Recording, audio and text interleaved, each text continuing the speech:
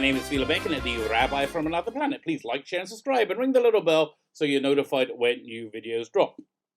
And this is a video about James Bond. But if you like James Bond, there's a fair chance you like Doctor Who. Who knows, or Deathstream. If you like Doctor Who, I'm giving away Doctor Who DVDs. I actually have a James Bond Blu-ray, Quantum of Solace. Not a very good one. To give away as well. Because when I bought the big box set, the 20th anniversary box set, or whatever it was, that big box set with everything up to... did that have Skyfall in it? I don't think it's everything be up to Skyfall in it. I had Quantum of Solace, so I have a spare. I'm giving away the spares.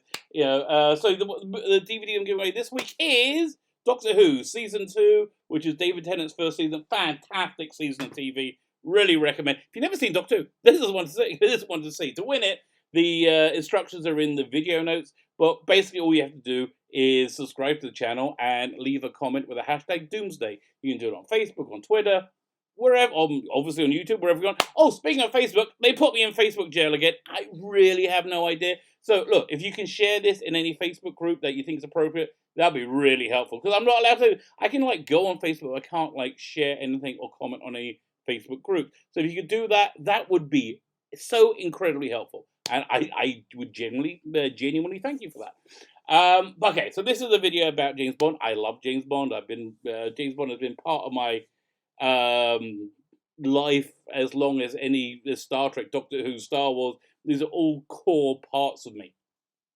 And recently, Barbara Broccoli, the producer of James Bond, she's actually more than producer. Her family, the James Bond movie franchise was invented by Cubby Broccoli and Saltzman? Is it Saltzman's name? Barbara Broccoli is a daughter. And yeah, the thing about the James Bond movie, even though there is this massive international billion-dollar franchise, it's still very much a family business, which I think you see it on screen, and you can see the personalized love of James Bond on screen. Now, I was very skeptical of Daniel Craig being able to play James Bond. Was I wrong? So I'm not going to lambast her because she's been right and I've been wrong. So I could be wrong about this, but I really disagree with the statement she made. Well, I agree very much with one part of it, which is that James Bond could not be female. Now that to me is very, very evident. Self-evident. All you got to do is know the character. I remember, was it a few months ago? I was watching this YouTube video from British Breakfast TV. Piers Morgan and Susanna Reid, very good combo, by the way. Talking about could there be a female James Bond, and Susanna Reid said, "Well, why not? Why can't there be?"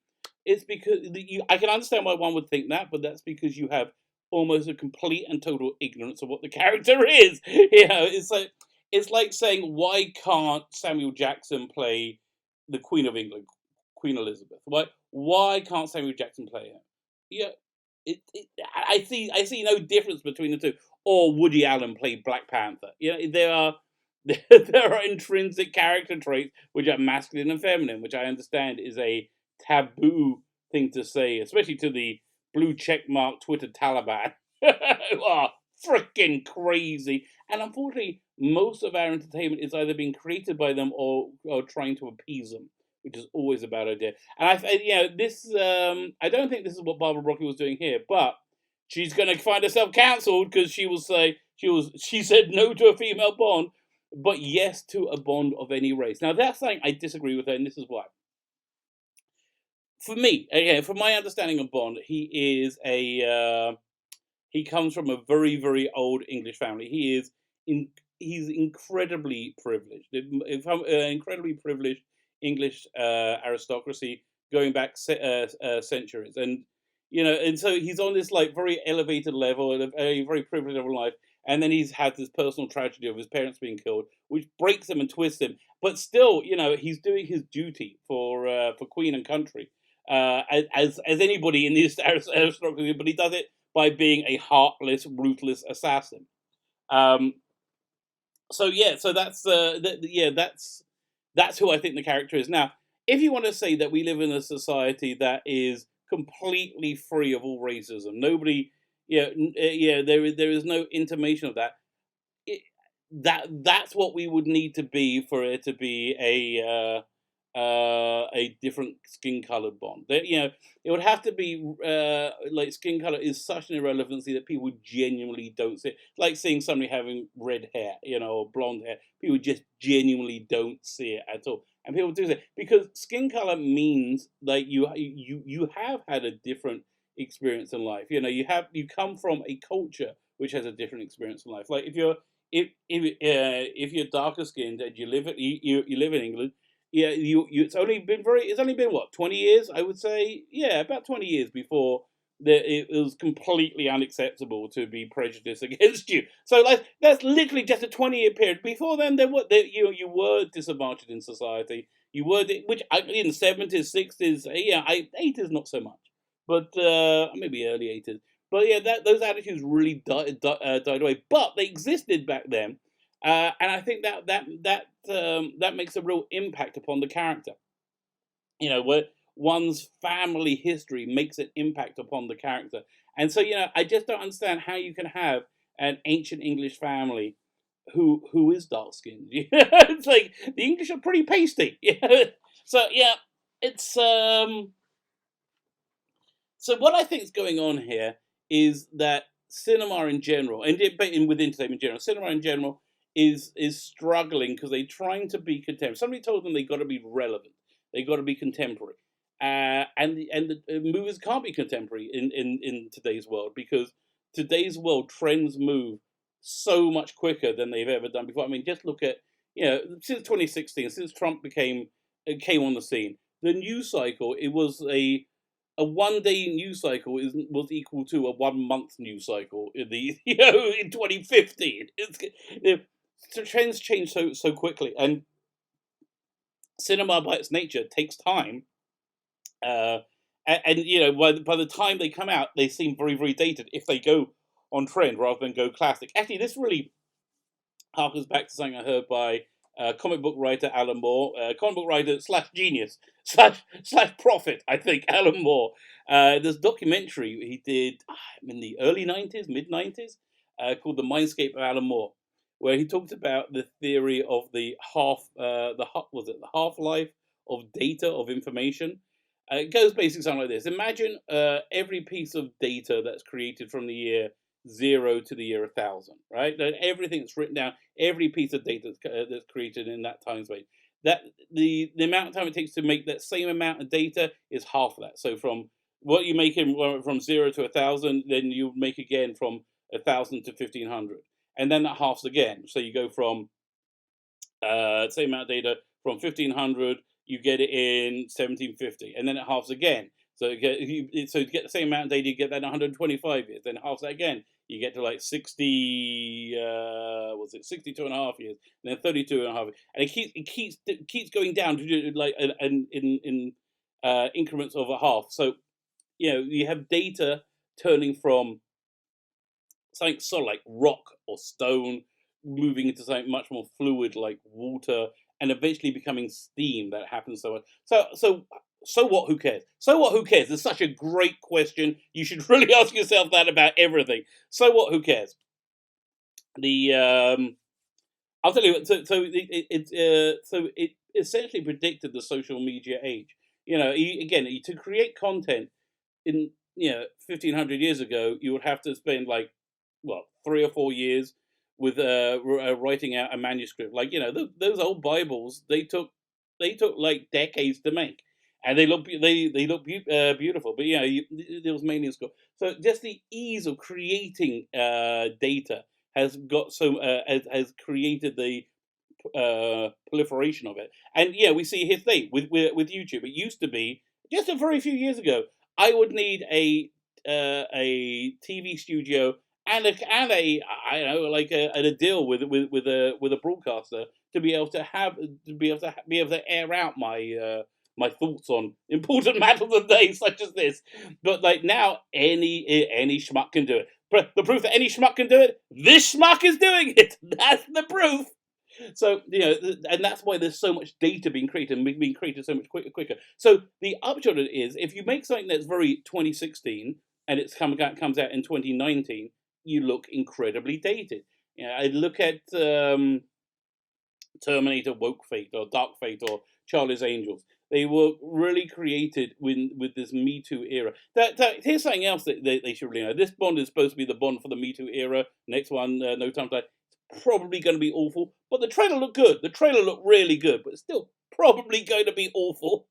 I'm really bracing for impact on this one. I'm hoping they've re-edited and they've stepped down for this insanity. But here's the thing: the whole Me Too era doesn't really apply to normal people. Most people do not try and blackmail other people into sexual favors. I don't think I've ever met anybody who's done. I've certainly never met anybody who tried to blackmail somebody into watching me masturbate. Which ew. That's kind of like. Firstly, what is up with that? That should be a very solitary hobby.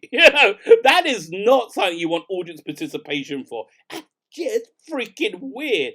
So, which is what all these weirdos were doing in Hollywood. So, the Me Too era doesn't really apply to the people you're trying to sell your movies to, because generally speaking, we don't do that, and we look at it like it's freaking insane, because it's freaking insane.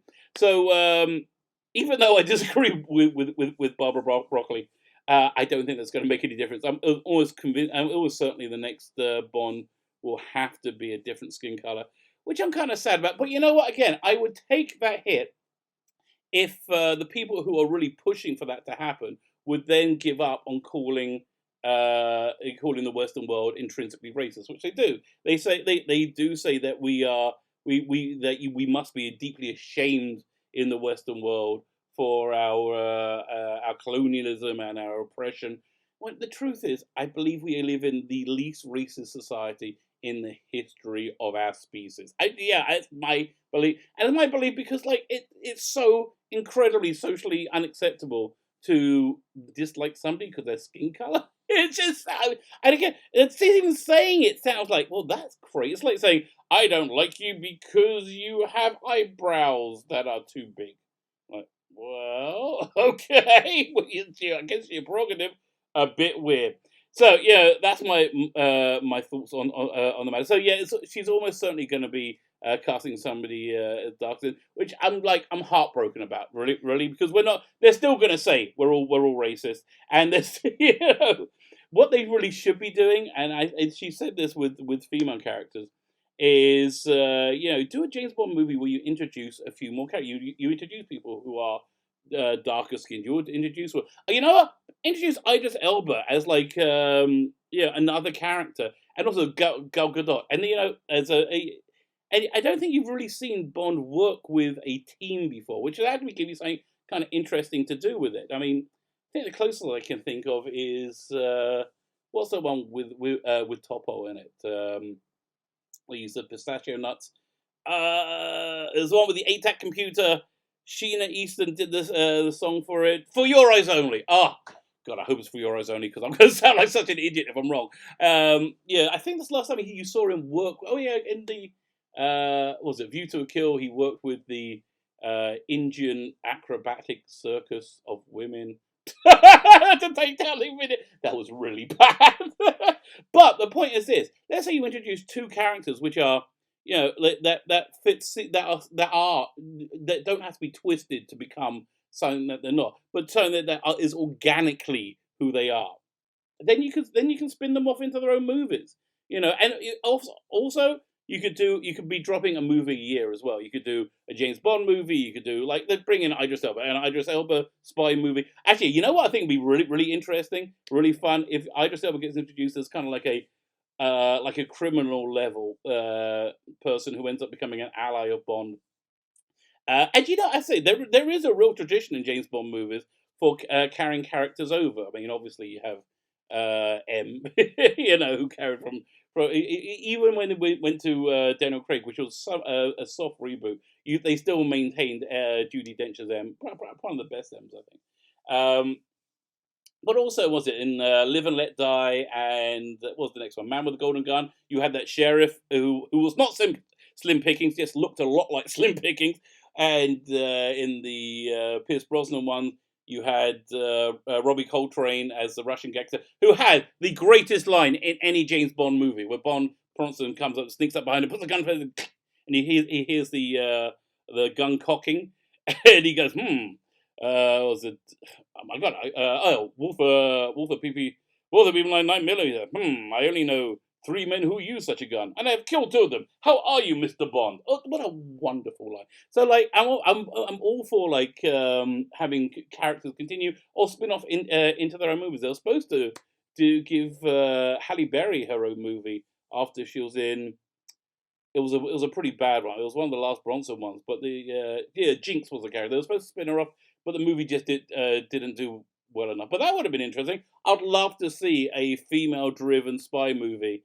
Again, here's the thing: whenever you do like do female-driven things, then they always just try and like write them as men to show they're like them no difference men. No, have somebody be a woman. Yeah, that's what's really wrong. Well, it's one of the many things that's wrong with the current incarnation of Doctor Who. They recast her as a woman, and then they played her completely androgynous. What a waste! No, have her as a woman. You know, because we get men and women are different, they have different strengths, different different sensibilities. So you know, that's my thoughts on the matter. My name is Phil Betkin, the Rabbi from another planet. Please like, share, subscribe. Let me know what you think. I read all the comments, so please put your comments in. If there's anything you want me to cover, anything at all, look, if I like it, if I can do it, I'll do it. And don't forget the hashtag Doomsday to win those DVDs. Thank you so much for listening, and have a fantastic day.